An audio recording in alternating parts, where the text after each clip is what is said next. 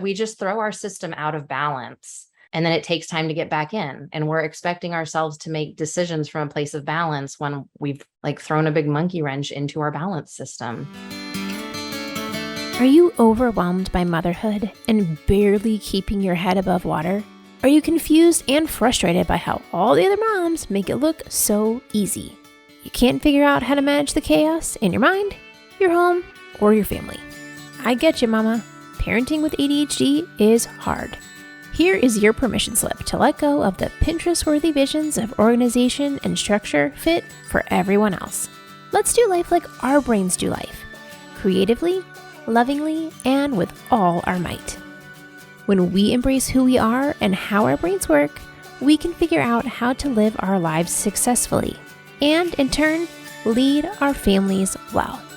At the end of the day, we just want to be good moms. But, spoiler alert, you are already a great mom. ADHD does not mean you're doomed to be a hot mess, mama.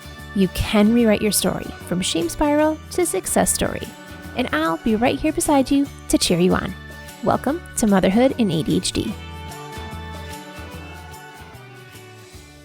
So this is an episode that you may not want to listen to with the kids around. So if it makes you uncomfortable, go ahead and pop your earbuds in or save this episode for after bedtime or when you're miraculously somehow by yourself. Just as a little disclaimer for today. So mama, about a year ago, one of my students said to me, hey, I'm really struggling with alcohol and drinking more than I want. And I had referred her to Carolyn Robusto, who is our guest today. I am so thankful that she reached out to me and was vulnerable and shared with me what was going on, because shortly after that, I had to help someone who is very important to me deal with alcoholism. And I know that having those conversations with her made my manner and how I approach the situation far different and more patient and more understanding, because we all know when our family or close friends are involved, things are always more tense. Ever since then, it's been probably like a year and a half, I have been thinking a lot about the connection between alcohol and ADHD. It makes total sense why so many people use alcohol as a way to quiet the noise and reduce the overwhelm and calm down at the end of a frustrating or overwhelming day, to bring down that dysregulation and not feel so overwhelmed. I think this is a really common way that people with ADHD, especially those who are undiagnosed, deal when life is just too much. And as I've watched over the last couple of years, especially with the pandemic and there being so many jokes and memes about mom and wine o'clock, and those jokes that I used to find really funny have taken a turn because now I see the hurt and the struggle and the escape that people are using alcohol because life is really hard. Like immediately when the pandemic started, we lost so much of what helped us regulate, what helped us calm down. All of a sudden we're stuck in a house with our kids and all of us trying to deal with this new way of life together. And it was really hard. And we lost the ways that we had set up our lives to be successful for us. And, it's one of those, you can't unsee how the sausage was made.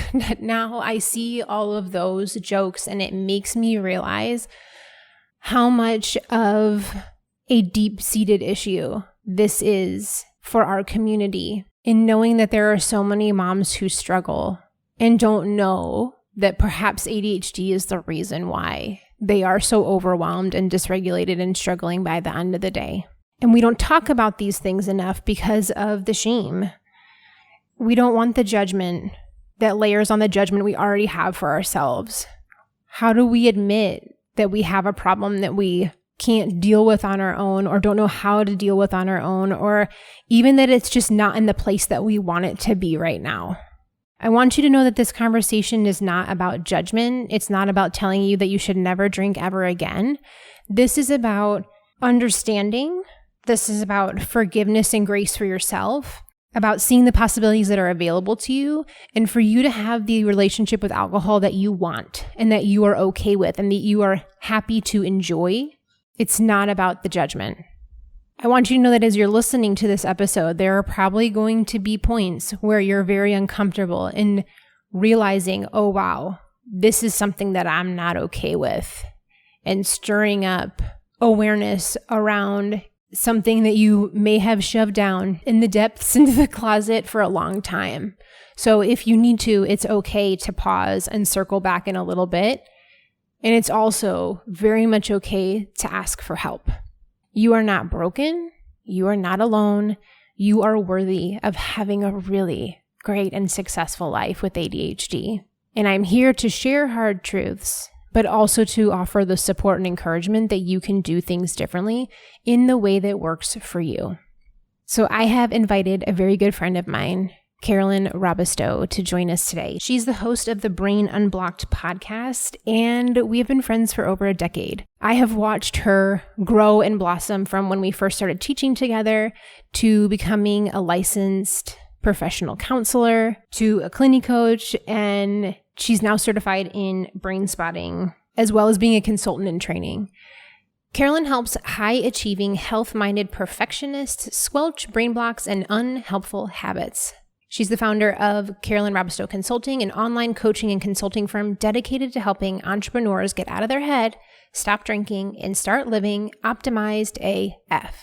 She also side hustles, if you will, at her private practice, The Joy Effect, where she does in-person and virtual counseling in the Woodlands, Texas, where she specializes in anxiety and obsessive-compulsive disorder. I am so proud of the woman that she has become, and I've watched blossom over the last 10 years, and I am honored to share a friendship with you today that I hope will shed some light on some dark corners and allow you to see that if this is something that you are struggling with, that there is light and possibility. And if you have people in your life who are struggling with this, that you have more understanding and grace for the struggles that they're dealing with, and perhaps can reach out a hand to support them as they make changes in their life when they're ready. Today, we're talking about gray area drinking and what does that actually look like in daily life? How do you know that your relationship with alcohol isn't where you want it to be? You know, I love to hear how the body and brain interact with alcohol and understanding the science behind that so that you can understand what your body is doing. And then practical steps of how you make a change if this is something that you are no longer okay with and want to make a difference in the way that you relate to alcohol and how much brain space you give it each and every day. But most importantly, we dig into the shame and how do we move past beating ourselves up for the decisions that we made last night and move forward to something better. I'm honored to share with you my good friend, Carolyn Robusto. Let's welcome Carolyn to the show. How are you doing today? Good. I'm so excited to be here. I know we've wanted to coordinate this for a while. We've talked about you coming on my podcast, me coming on yours. So it's nice to finally kind of have it in place. I would say I just talked about this in the intro, but this is something that's really important to me, but I've sat on it for a while because I wanted to make sure that I had fully formed my thoughts around it before I dove into it because it is a sensitive topic. So yeah. Before I even get into that though, I got to back up, okay, what the heck is a clinic coach? Let's start there. So a clinic coach it just means that I have a certification to do coaching, but I have a clinical background because I am or was a licensed professional in a mental health field. I technically still am. Some clinic coaches have gotten rid of their clinical license. Some of us keep them. I'm a person who kept mine. So it just means I have a master's degree in counseling to back up my understanding of how coaching works. Okay. Now, we're specifically diving into gray area drinking today. And obviously, in all of your time as a counselor, you've worked with plenty of problems. So what drove you to specifically lean into gray area drinking? Yeah. So aside from my own experience with gray area drinking, which was kind of the main thing that catapulted me into it, because I had this whole experience where it was holy shit, not drinking, even though I don't consider myself an alcoholic or a person with substance use disorder or a clinical anything, not drinking was still a really big deal. And it was really hard to get to a level where I just felt comfortable with it. And alcohol didn't take up any brain space. These days, I don't think about whether or not I'm going to drink. I either do or don't. And for me, all of the time, that is, I don't. But just the idea of I'm not drinking because I'm actively trying not to. I just don't anymore. And so I went through my whole experience, and part of that experience was realizing that a technique I use called brain spotting, which I know you and I have talked about a lot and you're familiar with, how I was able to use brain spotting to change the way alcohol like lived in my brain so that I was able to just stop thinking about it or wanting it or whatever, stressing about it. And so I started trying to bring it in to my clinical practice as a therapist. I started marking like, oh, I do gray area drinking, we're going to brain spot it. And what I found is that because it's not a clinical need, like it's not on You're not addiction, a full-blown alcoholic. Yeah. So when people would come in, they'd say, well, yeah, I want to drink less, but also I'm dealing with clinical anxiety, or I'm dealing with ADHD, or I'm dealing with clinical obsessive compulsive disorder, which in a clinical setting is going to trump their work on their drinking. And there's this piece of like, well, we know that if we can get the drinking sorted, the rest of it's going to be easier, but also it's not the clinical need at the time. And so I felt this like real struggle with like, well, shit, how do I help both things? And so I decided just to completely separate the two, start the separate coaching business, get that certification, where I focus solely on the alcohol and the relationship with alcohol, so that then people can go through and do the clinical work with their own counselor, which will not be me. And we can focus just on the drinking. So that's kind of the short version. Yeah, like it brings up a good point of where there's a lot of discussion, if you will, around getting a like official diagnosis and seeing a professional. And this is one of the reasons I always tell people it's a good idea, because ADHD doesn't travel by itself. There's always something that comes with it, whether it's your learning disability stuff like dyslexia and dyscalculia, the anxiety, the depression, the OCD, the chronic fatigue, or in this case, like maybe there's an issue with alcohol that's not a full-blown disaster, but also not where you want it to be. And when you don't talk to a professional, you don't usually uncover all the stuff that's going on. There's so many layers. Like we are complicated things, human beings. And when you work with someone, you'll start to pull out like all these pieces. And yes, you can't work on all of them at the same time with the same person, but a lot of times like having help makes a difference. And having that outside perspective can say like, I see these things, we should probably address more things. Yes. Well, and on top of that, the way my program treats the drinking is there's these 3 pillars and we have to have all 3 in place. And I say it's like raising a house where you don't like jack up one corner of the foundation and then jack up the other corner of the foundation. You're going to break the foundation. Like we have to do all 3 a little at a time at the same time, which can feel really overwhelming to a person, especially if you're coming neurologically from a place where your brain really struggles to make sense of multiple things happening at once and how overwhelming that can be. And one of the pillars is how we build in daily support. And so when you're coming to a professional once a week for an hour, building in daily support can be a massive struggle. So having also the coaching piece of it is the beauty of now we've got this online component where you can get the daily support, even though I'm not one-on-one meeting with you on a daily basis, you still have these daily things. So it just, to me, made so much more sense to do it this way. Okay. So let's look at like, what exactly is gray area drinking? Cause like we alluded to it a little bit, but like, and not just what it is, but like for someone who's dealing with this in daily life, like what are those examples where people could be like, ooh, check, ooh, check, oh, that's me. Boy, do I have that list ready to go for you. So I call it gray area drinking out in public for the most part, because it's the most commonly used phrase to describe it, but I actually don't use that in my work.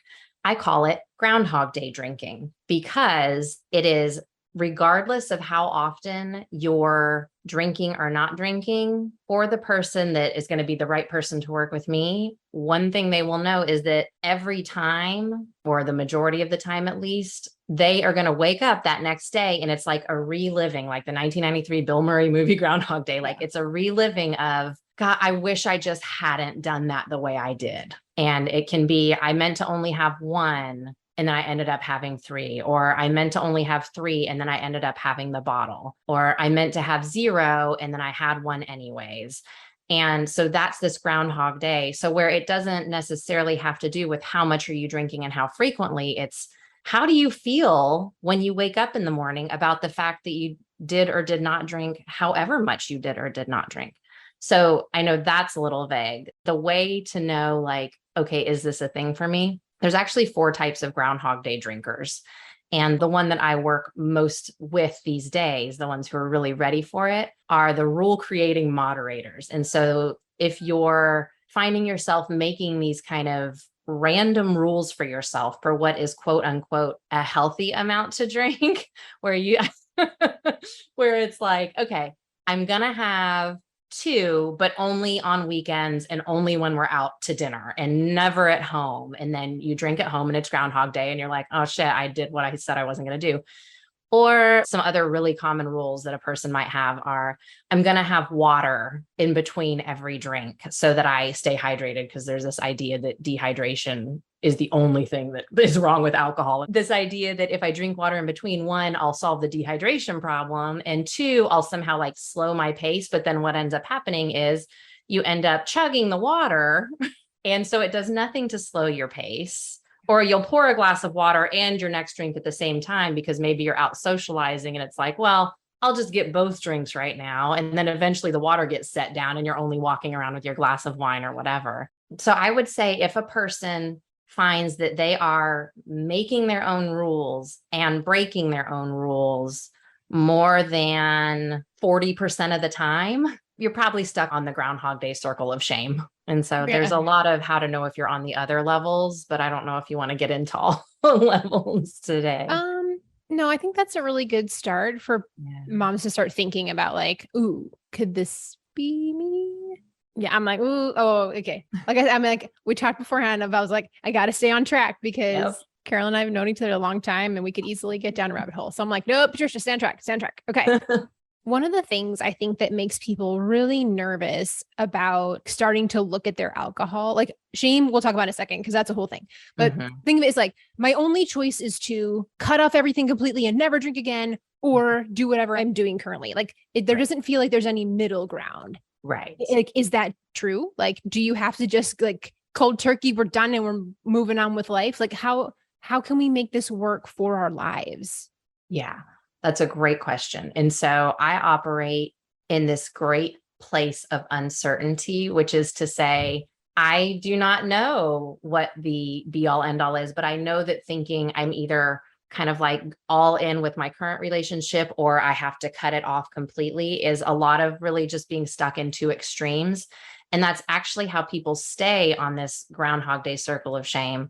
And so maybe it's a good time to actually, so I will tell a little bit about the levels, but I promise I won't dive into all of them. But so what happens is when you think about, okay, when a person who's a rule creating moderator or any type of Groundhog Day drinker thinks, okay, I don't want to drink the way I'm currently drinking. What the common understanding of that is, and this is an enormous mistake, like I cannot emphasize enough that what is being told is a mistake. Is this idea of, okay, I'm going to take a break from it. And so this looks like sober October, dry January. I'm going to do a whole 30 challenge, or I'm going to give it up for Lent, whatever. And I call those people white knuckling avoiders, because all we're doing is really just like, okay, eye on the prize. I just got to go 30 days, or I just got to do this juice cleanse and I can make it 7 days. And then I'll know that I can do it, right? The reason that's a mistake is because you're just basically making your life miserable, because you're removing something. It's going to feel very limiting. It's going to feel very restrictive, and that sucks. The next thing that happens though is, so let's say a person makes it their 30 days or whatever. Then there's this idea of, now bring it back in, but at a reasonable amount. And this is where we get the rule creating moderators, which is, okay, well, now I'm only going to drink within this set of rules. But like, at what point is that living your best life, where now you've got all of these rules around it? You're still back to, it's still restrictive and all of that. The next thing that'll happen is they'll say, okay, well, I'm only going to do it on special occasions then. And now we're a special occasion slipper, which is really just the exact same as a rule creating moderator. You're just drinking less frequently. And there's this idea that, okay, we're going to take it away, we're going to bring it back in slowly, and then magically we're not going to have a problem with it anymore. And like, where else in life does that work?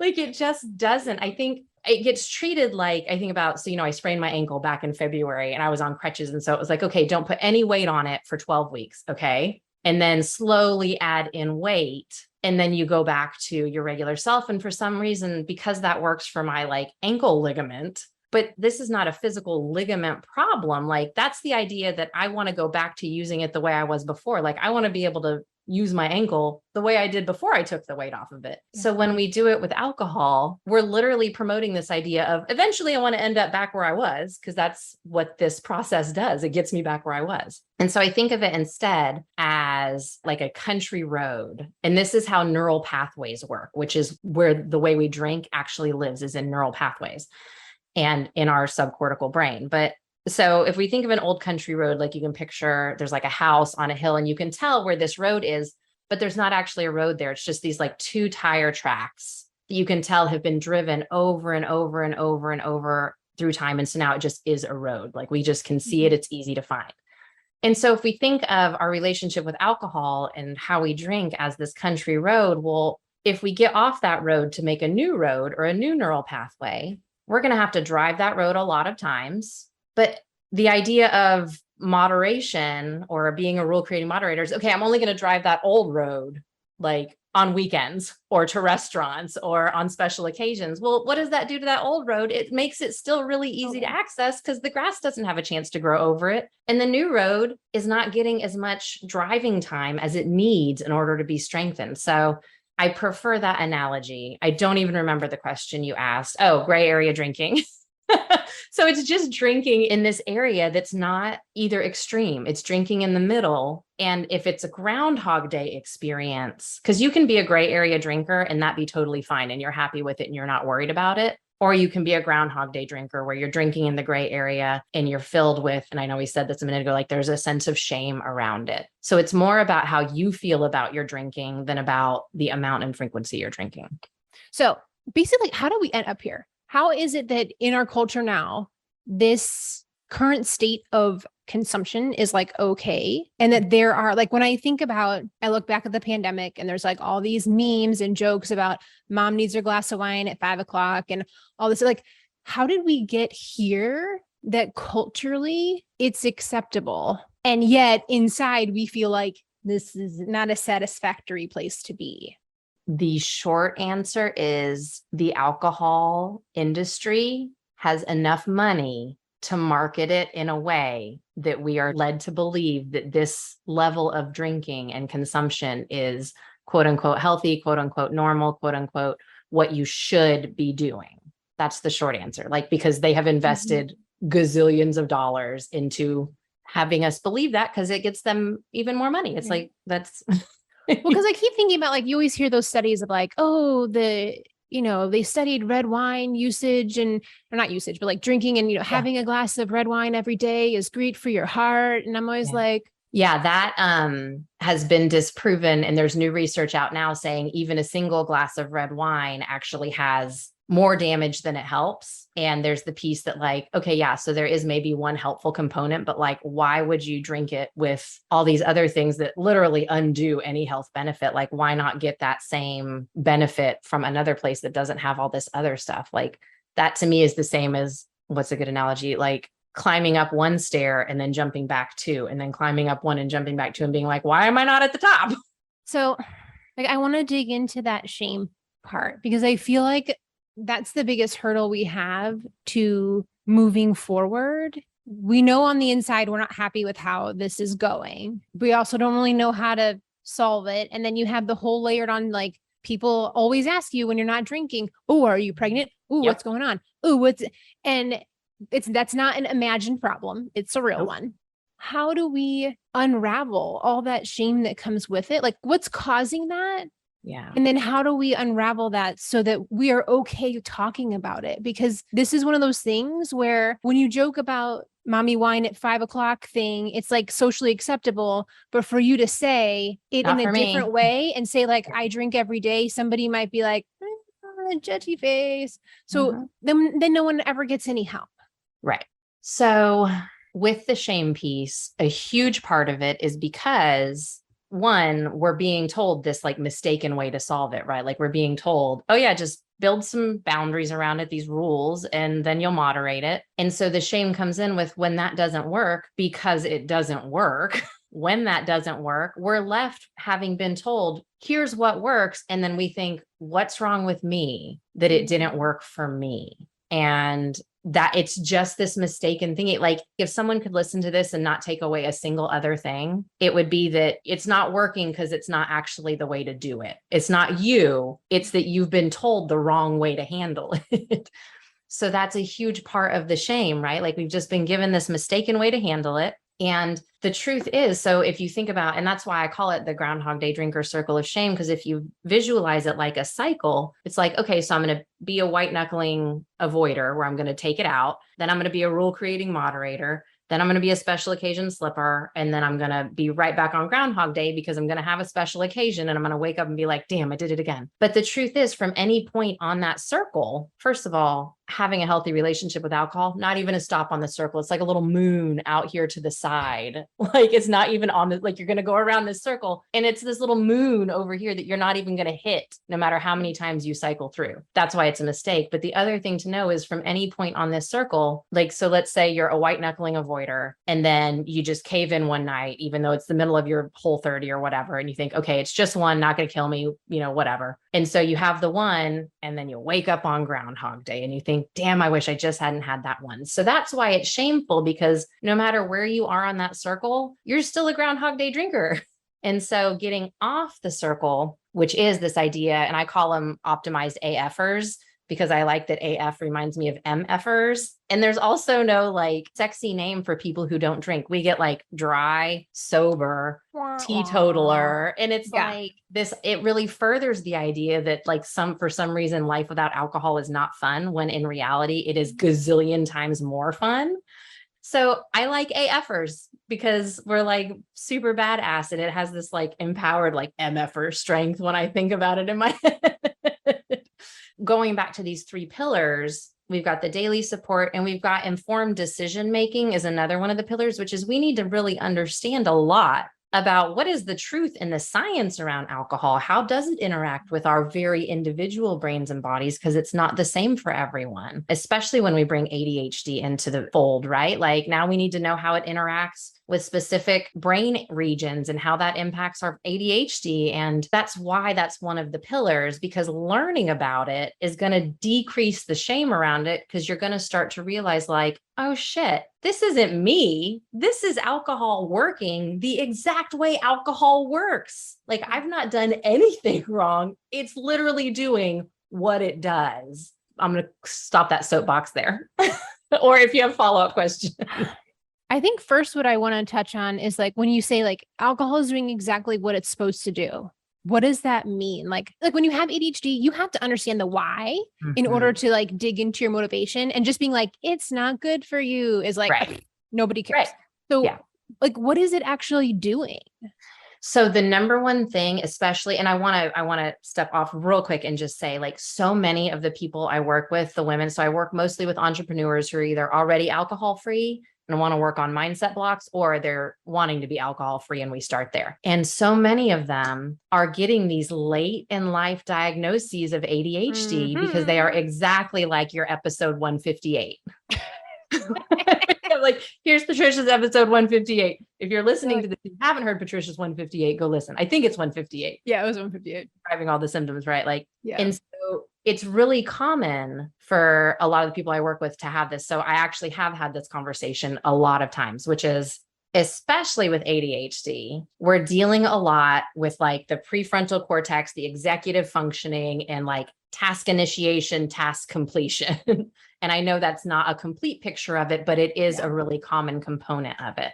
So with the very first sip of alcohol, and more, the more you drink, the very first part of your brain to go offline is your prefrontal cortex. That is the first place that it's going to start having an effect, which means the second you take a sip, you have decreased your executive functioning, your ability to initiate a task, stay on task, which goes back to, look at what we do. We put these rules in place and say, I'm only going to have 2. Well, hell, the very— you just turned off your rule fall apart.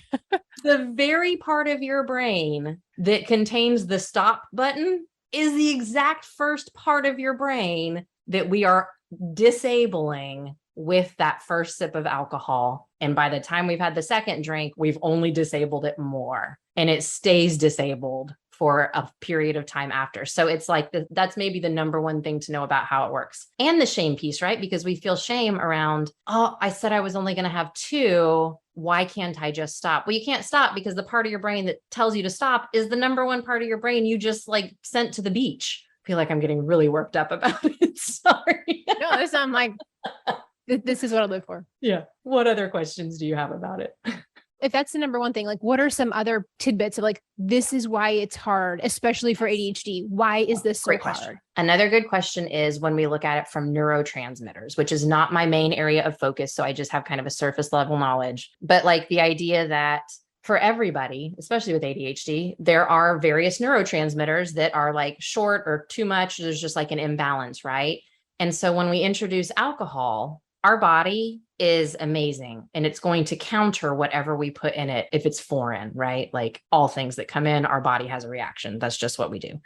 So dopamine is the sexy one, right? Like it gets all the, oh, I want to drink because I'm low on dopamine, which is true. But there's also these other neurotransmitters like GABA, where when you drink, you're changing your body's ability to not only produce enough GABA, but also whatever our body produces that kind of balances out GABA. Now it's going to overproduce that to make up for it. Like we just throw our system out of balance and then it takes time to get back in. And we're expecting ourselves to make decisions from a place of balance when we've like thrown a big monkey wrench into our balance system. The easiest way to describe that one, I think, or the most tangible way is when we think about sleep. And sleep is a huge one for me because it was a huge part of when I started thinking, oh man, I don't think I'm drinking in a really good way. This isn't working for me. Because, and I know you know this and I won't tell the whole story, but I actually started losing some vision in my left eye because I wasn't getting enough quality sleep. And so when I learned, oh my gosh, alcohol has such an impact on sleep, like I knew that, you know, like you stay up later or whatever, or you wake up in the middle of the night to pee more. Like I knew that it didn't help. But when I learned the science behind how alcohol impacts sleep, I was like, ugh, I can't ignore it. I can't unknow it. I always liken it to taking whatever pill Keanu Reeves took and then he saw The Matrix. And it's like, you can't unsee it. So, and that's the informed decision-making pillar, right? Like we're learning all these things so that we can see it for what it really is. So when you drink alcohol, it's a depressant. Like it just is. That's the nature of it. And so your body's going to automatically try and balance you back to homeostasis by bringing in some stimulants. And then your body processes out the alcohol before it processes out the stimulants, because the alcohol is a foreign invader. So it's like, get out. Stimulants, we put you there. We'll deal with you later. So now you process out the depressant and now your stimulants are way the hell up here. And I know it's a podcast, but just imagine my hand really high. And so that's why it's so common for Groundhog Day drinkers to wake up at 2, 3, or 4 a.m. and have like anxiousness and racing thoughts or jitteriness, because your body is literally now going, okay, we've processed out some alcohol. Let's deal with these stimulants. So it just throws us out of balance in that way, in a really real, measurable way. Like this is science. And the hard part is we really don't understand much about our bodies. Just as like a general rule, humans do not understand what their bodies do. Like in being sick over the last few years, I have by requirement had to learn a lot about how my body functions. And there are so many times I'm like, how do we not know this? Why is this not part of science class? Like, there's like so much theory there. And I'm like, but I didn't understand like how muscles worked. Mm-hmm. Like I didn't know most of your hormones were made in your gut. Mm-hmm. Just assumed that they were made in the hormone making factory or in the hormone special area. The hormone organ. It's like, so many things that have just like blown my mind where I'm like, wow, I was very unknowledgeable.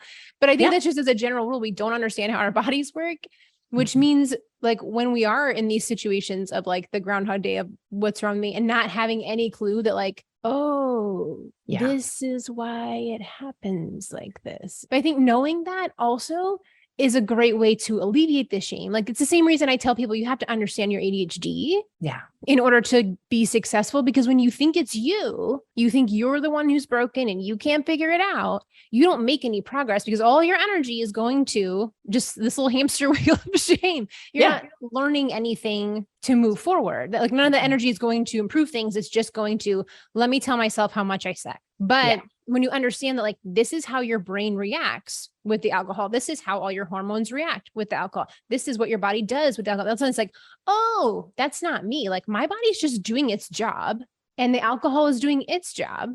Mm-hmm. And then it's not on me and it's not my personal failure. Exactly. And what unfortunately happens with that piece, which is why there's 3 pillars, is that then we get this, okay, now I know. And so now I'll make better decisions. But that's also not how our brain works. Because, and we think like upstairs brain, downstairs brain, and upstairs brain is, executive functioning and all of that. We mistakenly think that the executive functioner is the decision maker, and it's not. It's just the direction follower, the action taker. So if my downstairs brain has decided a thing, my executive functioning brain takes action on it. And so then when we're learning things, that's actually all upstairs brain information. So it's still not enough. So what happens then is people think, oh, now I know. And then they still end up on the cycle of shame here. And then they're like, oh, I knew it and I still did it. And the shame piles on, which is why the 3rd pillar is subcortical change, which is kind of downstairs brain all the way into your body. Like if you think about that picture from school where it's like, here's your brain and here's your central nervous system and like all these little nerves spread out through your body. Yeah, exactly. So it's like, that's where we actually have to change the way your brain and body think about alcohol or relate to alcohol, because then they're going to deliver a fully informed decision up to your top stairs brain, your neocortical, like now I'm like just trying not to use too many crazy words, your executive functioner brain, and it will say, oh, this is the action to take. I'm going to not have one, or I'm going to have one, or whatever. So we need all 3 of these pillars. And what happens is people get 1 pillar or 2 pillars and it doesn't work the way they want it to. And then they're left back on this cycle of shame going, it's me, something's wrong with me. And so I want people to hear that it's not you. We need all 3 of these things. Are there people who get 1 or 2 things? Yeah, there are exceptions to every rule. And odds are they have done it in a really uncomfortable, really like difficult, really miserable kind of way. And I don't love that furthers the idea that, oh, not drinking is like, oh, you're going to go through this like really crappy set of cravings. And like now with physical addiction, there is withdrawal and there's more to it. But with this gray area, while that's still a possibility, we are not resigned to this like misery of fighting against alcohol cravings. Like we can literally change how your brain does and does not want alcohol, but we have to have all 3 pillars in place for that change to happen. Are you constantly scrambling to get things done? You never seem to have quite enough time to do it all, and it feels like you're drinking from a fire hose. And then you get mad at yourself because you should have been ready because you knew about that birthday party or that field trip or that vacation for a long time now, and yet somehow you still aren't ready. As ADHD moms, we spend a lot of time living reactively. You're playing whack-a-mole throughout the day, dealing with one emergency or surprise after another. You feel like you don't even have time to catch your breath. This is a really stressful way to live every day. The hard part is that we live in the now, not the not now. And all those things, the birthday party, the vacation, the field trip, they're all not now until suddenly they are now. How do you move those things from not now to now before they are emergency now? By doing some proactive planning. Every month, I look ahead at what's coming up so that my brain recognizes that it's coming soon. It brings the not now into the now temporarily. I'm sharing this tried and true strategy with you, so head over to my website, patriciasung.com/month ahead. It's all one word, month ahead, lowercase letters, and you can download it for free. How in just 10-15 minutes, you can walk through what's coming up and help your brain move from reactive to proactive. This 10 or 15 minute activity once a month saves future me tons of hours of stress and panic. And I want that for you too. So go to my website, patriciasung.com/month ahead, and grab your free ADHD friendly strategy, which is my secret on how I overcome time blindness and lower your stress a whole bunch. Future you will thank you so much in a couple of weeks. So go grab it now. patriciasung.com/month ahead. MONTHAHEAD. EAD. My whole goal with today's episode is to give the mama listening the knowledge that, like, one, this is a thing. Mhm. This is a very common thing. Like, normally when I come with my theories, I have done research and I have, facts to back it up. And this is something I've really just been sitting on and seeing the impact, how much, especially like in the mom culture for women with the inattentive ADHD and the late diagnoses and all that, like this is a fabulous coping mechanism to quiet the noise in your brain and like calm down at the end of the night when you're super dysregulated and like can't with anybody anymore. Like this makes sense. Yeah. This sounds like a great idea. Of course it's helping you. And yet when you have that little like niggle in your heart, that's like, oh, maybe this isn't quite where I want it to be. Like, I want us to start those conversations that it's common, it is frequent, and that we don't have to hide it. Right. In order to pretend like everything's fine and start bringing light that like, this is a thing, be able to recognize whether or not you're on that tipping point of I'm all right, or, ooh, this isn't working for me. Yeah. And then follow that up with like, okay, but what do I do about that? Like, if this is me and I'm listening and I'm like, what do I do now? What's the answer? How do you start making a change? Like and like, obviously this is a very complicated process, but like, what's the one thing a mom can do right now listening, being like, okay, this is my first step. Here's what I'm going to do about this today or this week. What do I do? So very first step, and that's a hard one, right? Because it is like, well, we've got these 3 pillars.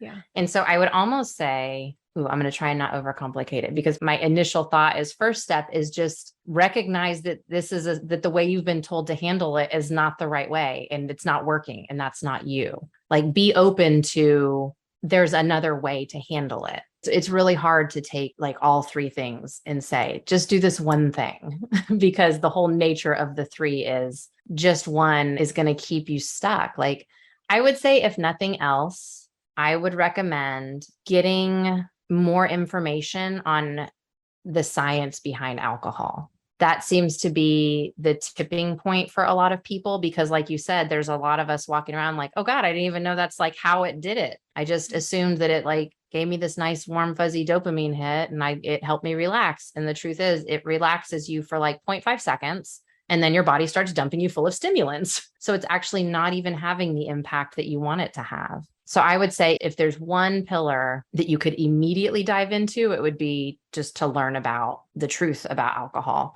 and not in like a scary billboard, like let's learn the truth kind of way, but in a just be an informed decision maker. I have a whole daily support thing that I like to build in for people. And I do run that as a free workshop kind of regularly throughout the year to build in that pillar. But daily support can look different for everybody. It doesn't need to be daily meetings. It can be finding out what your neurotransmitters need and doing that, nurturing yourself. But yeah, learning about it, I think, is maybe number one. I'll have to think more on that question. That's a really good question. Well, because a lot of what, because with ADHD, all of a sudden, I'm sure there's a mom listening being like, panic mode, throw everything at it. And, we're just all or nothing people. So most of us do that. Oh, well, I'm not going to drink and I'm going to have all these rules. I'm going to do my dry January or whatever. And then you just find yourself back there shortly after in the same spot. But at the same time, thinking about the big picture of what you're modifying just feels really overwhelming. Yeah. So it's how do we start small? How do we make it manageable so that it's not? Yeah. Here's my answer then. Stop making rules around your drinking. You don't even have to do anything. We're not going to add anything that's going to overwhelm a person. Just stop making rules about it. Just stop. Yeah. I'm I feel like a lot of where moms go off track is in that evening time when things are real overwhelming. And that's when we used up most of our energy, or the decision fatigue kicks in. Yep. And that's when we start, eating the junk food and drinking the extra glass of wine or scotch, whatever it is. And how do we support ourselves in that hard time? Is there something we can latch onto at 5:45 that would help support the mom who's right now calculating her rules about what? Yeah. She's what's about to occur with this bottle opening? Yeah. There is. And this is why it is such a complex topic. Like there's so much even to just unpack with, well, what's the right thing to do instead? Because every one of us is unique and different. But maybe think of it this way. If everything operates on a 0 to 10 scale, and everything in your body, I mean, operates on a 0 to 10 scale. And so 0 is this idea of like neutral. I'm not overstimulated. I'm just kind of chilled out, just kind of like all systems running optimally. And 10 is I'm at max capacity, like decision fatigue. Everything feels chaotic. There's a lot of stimulation around me. That's a 10. And so I like to say this as a blanket rule. Nothing helpful happens above a 5. Like, when you're in the office with me, or if you're doing self brain spotting, which we didn't even really talk a whole lot about, but when we're doing any sort of deep brain work, like brain spotting, we're going to go above a 5. It's part of the process. So good things happen above a 5, but it's nothing productive externally happens above a 5. So if you're above a 5 and you go to initiate that conversation with your husband, guess what's not going to go well, because you're worked up, or like your kids are really working you up, and then you want to go like tell them just to stop yelling. Like if you're yelling, you're above a 5. And then you end up feeling really guilty, right? Because you're overstimulated and now you've reacted, and then your kids follow you up the scale. And so the number one thing then, and so I'm like taking away my thing about learning. We're going to scrap that for another day. Our number one job, regardless of what we're experiencing, is to be aware. And if I'm above a 5, I got to get below a 5. And for me, that may mean I just say, I need a minute, and I go take some deep breaths. For me, that may mean I go for a walk, or I get physical energy out of my body. Or for me, it means I say, I just need a hug. And that one actually is mine. Like when I'm above a 5, I'm like, I need a hug. Someone give me a hug. And so my only job is to get below a 5, because similar to alcohol, the higher we climb, the more our executive functioner is offline. And we're not taking best actions. The decisions are coming from a place of overstimulation, overwhelm, burnout, all of those things. So that's the number one thing. If you think you want a glass of wine, go do something that gets you below a 5. And I promise the wine does not. It makes you above a 5. So go do something that gets you below a 5. I know that still leaves a lot of questions, because there's this desire to be like, but what's going to get me below a 5? Yeah. No, it's funny because we were talking about that in my course Q&A meeting yesterday on Wednesdays. All the students can come and ask questions. And we ended up talking the entire time yesterday just about like when you're super overwhelmed and you're in that like ADHD paralysis mode, what do you do? That was my advice, is like, number one, you have to pause. Mm-hmm. And then number 2 is figure out like, how do you calm down? Yeah. Which looks different for everyone.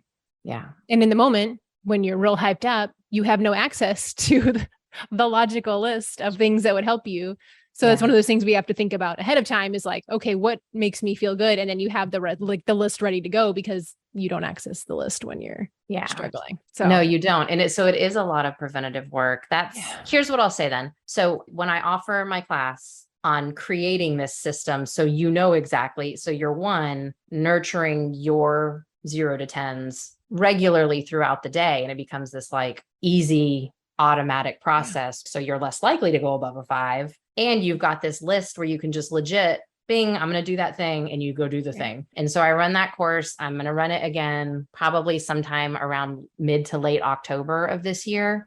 And so if anyone wants to just make sure they get notified about that, it's just carolynrobisto.net/optimized AF. We'll get them on the wait list. And whether or not they're interested in the full program, that's where they're going to get the information about that masterclass also. So they can take just the masterclass, and then whether or not they apply it further, it can be just good, this is another really helpful way to help myself stay below a 5. I'm going to ask one more question. Yeah.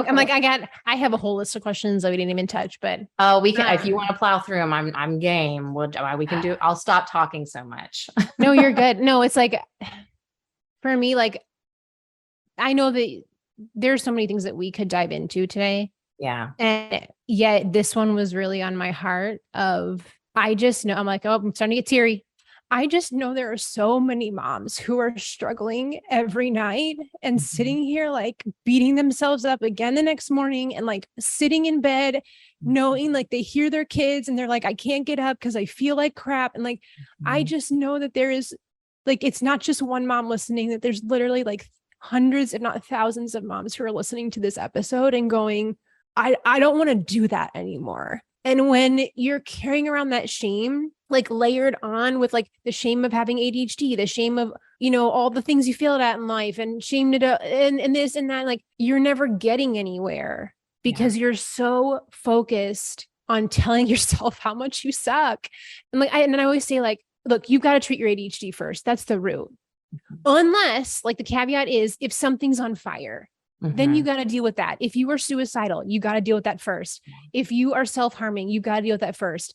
And to me, alcohol falls in that category of, if this is an issue, maybe not necessarily alcoholism, but if it's one of those things where it is on fire, then it has to be dealt with first. And it just breaks my heart knowing like what an insipid, like awful, like I don't even have the words to describe like what a problem it is. And yet it's hidden and it's shoved in the closet and it's stuffed down, and no one talks about it because no one wants to say, hey, I drink too much with my kids around. Like that makes you look like a shitty human being. And then you don't want to tell anybody. It's like, oh, they're going to call CPS. I mean, it's like the whole thing that we like run down this what if of like all the terrible things that are going to happen.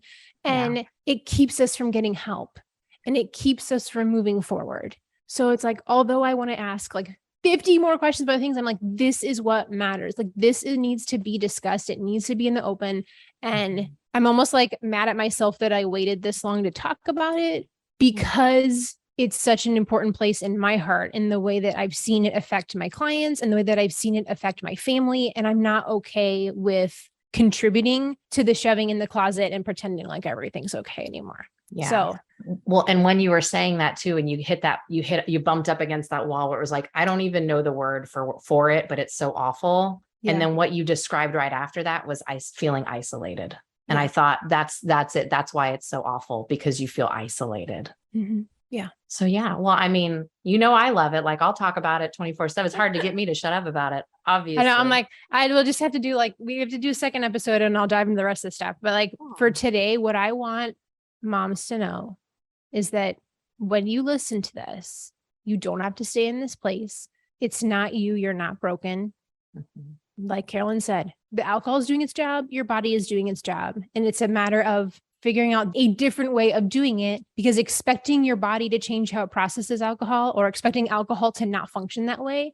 It's like, I know when we hear it, we're like, well, duh, of course not. But it's like, we don't realize that that's been our underlying assumption, that at some point that our body's going to do things in a different way, when it's not meant to function like that. Yeah. The only thing it will actually do in a different way is build tolerance, which just furthers the problem.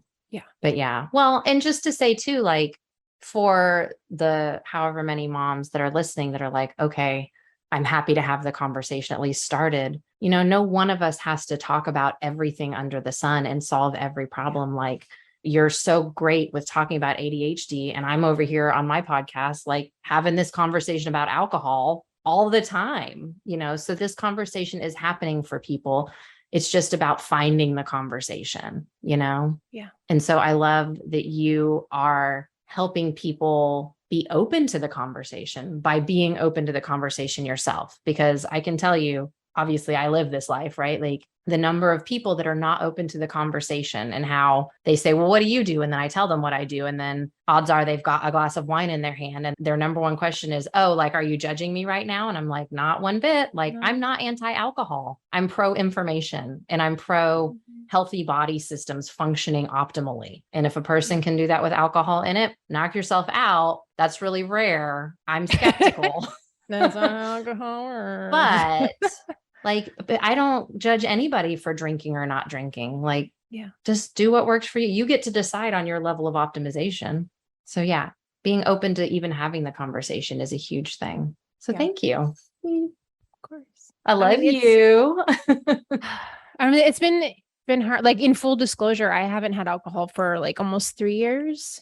And not by choice. It was because I was so sick. It was one of the things I had to cut out because my body was in super like stress response, fight or flight, shutting down. And I cut out, like, I haven't talked about it much on the podcast. I'm like, I got to figure out a way to work this in at some point. But like, I was down to about 30 foods that I was eating because everything made my body freak out. I was thought sick. And So, alcohol went with it. I wasn't eating gluten and I wasn't having anything fermented and like, and it's like, well, alcohol fits most of these categories. Yep. And then as I could, like I had the opportunity, it's like, okay, you can work this back in. And full disclosure, like my husband's like, we used to be huge wine people. Like we would take trips to go to wine country. Like this is a big part of like what we enjoy doing. And so he's like, aren't you going to like try the alcohol again? I was like, I don't really feel drawn to it. I don't miss it. And I mean, it was easy to tell people, I can't drink because of my health issues. I didn't have to have as many of the awkward conversations that come with it, which is, we didn't even touch on that today. But recently I went to a party. I was like, okay, well, let me just see. I'm gonna try and see like, do I miss this? And I drank, unfortunately, more than I probably should have on that occasion because it was like a wine tasting thing. And also I hadn't drank in 3 years. So I don't know what, like, again, I said like, oh, I'm just going to like try a little bit as soon as you take it. Like I cut it out and I was like, I ended up trying like all the samples and I felt awful the next day. And it wasn't like I know the difference now between, was this an allergic reaction problem? Right. Like an inflammation reaction problem. Like, was this my body being like, we're not okay with this thing? Or was it like, you're just hungover? And I was like, oh no, I'm definitely just hungover. And which in a sense is your body saying, I'm not okay with this thing.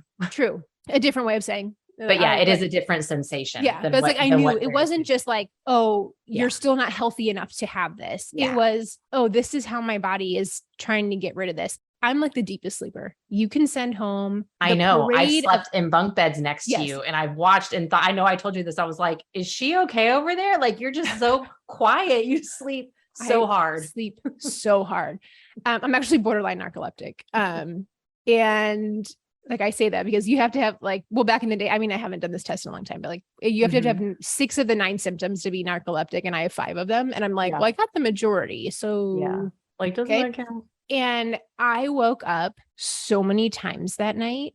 I was like, what is going on? Because I don't ever wake up in the middle of the night. Maybe sometimes like when it gets close to the end of the night, but like I will immediately be like, oh, it's still sleeping time. And I'm out. Like it makes people mad how fast I can fall back asleep. And I woke up wide awake, could not fall back because I was just like, this is garbage. I'm out. Like experiment check. I found the results and I am okay with not doing this again. Like it was kind of like I needed to know that I was choosing it for me and not for my health. Yeah. So like I did, and I'm okay with my decision now. Like I don't miss it. I don't, I just, it's not for me. And I never thought I would say that. Yeah. Like 5 I never years thought ago. I would say it. I mean, and you've known me for like decades, right? Like we had a lot of wine nights. Can you imagine at any point that I would have been like, no, I'm not doing that. Like, that's just not working for me.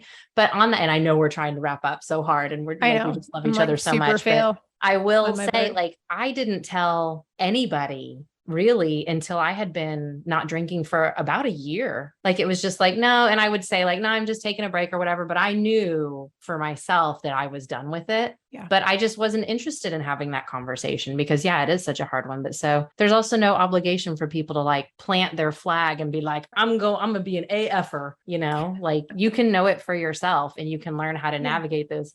I say that we have Groundhog Day drinker at the bottom, and then we move through these stages of growth. And the first one is you're an awkward AFer because you don't know what you really want to drink. You don't know how to order like a mocktail. You don't know how to tell someone you're not drinking. You don't know how to be social without it, but that's a good sign. That's growth. And then after that, we become, authentic AFers and then empowered AFers and then kind of move into optimization. So even with just taking alcohol away, there's these stages of growth we're going to go through. Yeah. So I was an awkward AFer for a long time. I probably am still at times.